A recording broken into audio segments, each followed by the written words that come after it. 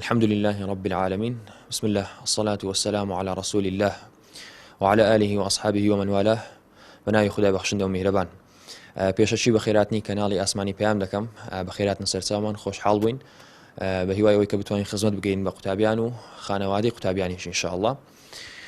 پێشەچی حەزم لێ بوو هەر لە ڕێگەی کەناڵەکەتانەوە سوپاسی خۆم بگەێنم بۆ کەسانی کە پێویستە سوپاسیان بکەم. سەرەتا هەموو فەزڵ و منەت و ثەنا و حەمدێک هەر بۆ خوای ڕەب العالەمین دەگەڕێتەوە بێگومان، و ئەگەر تەوفیقاتی ئەو نەبە بێگومان هیچ یەک لە ئێمە ئەو نمرەیە کە ئێستا بەدەستمان هێناوە بەدەستمانە دەهێنا و ئینشاءالله خێری تێدا بۆ ئێمە و ئینشاءالله بێتە مای ئەوەی کە بتوانین خزمەتی زیاتر بکەین، زیاتر لە خزمەتی خەڵک دابین، نەوەک خوانەخواستە بێتە مای لە خۆبایبوونیان ئەو بابەتانە، چونکە ئەوەی کە ئێمە بەدەستمان هێناوە بێگومان هەمووی هی ڕەب العالەمینە، بۆ ئینسانیش نییە شانازی بە شتێک بکاتن کە هی خۆی نییە. بێگومان لە پاڵ ئەوەشدا دایک و باوکی خۆشەویستم هاندەرێکی زۆر باش بوون بۆم بە درێژایی 12 ساڵی خوێندنم لەگەڵم بوون، لە کاتە سەختەکانمدا یارمەتیدەرم بوون، دەستیان گرتوم لە کاتە سەختەکانی ژیانم، ڕێنماییان کردوم بە هەموو شێوازێک. من قەرزداری دایک و بابم و زیاتریش قەرزداریان کردم بەڕاستی، و نازانم بە چ شەیەک سوپاسی دایک و باوکی خۆشەویستم بکەم.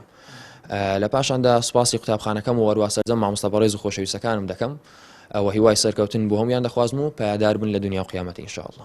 ناڵێم قۆناغێکی قورسە وەکو قۆناغەکانی دیکەیە، بەڵام لەبەرەوەی مەسیریە پێویستی بە کەمێک خۆماندووکردنی زیاتر هەیە، گەنا پێویست بە هیچ ترس و قەلەقیەک ناکاتن.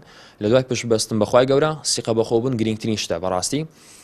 یەک لە خاڵە گرنگکان کە هۆکاری سەرکەوتی منە بەڕاستی بریتێلەوەی کە بەردەوام سیقەم بەخۆم بۆ هەمیشەش بە شێوازێکی گەژمینانە بیرم کردوتەوە، قەت گرنگجیم بە قسەی دەوروبەر نەداوە، یان زۆر جارێ مەسەلەن کاتێک زۆر دەخوێنی پێ دەڵێن هەر بە کوردەواری خۆمان کاکە هەندێک مەخینە شێت دەبی، کەسمان نیتە بەخین نێشەدوی بەڕاستی.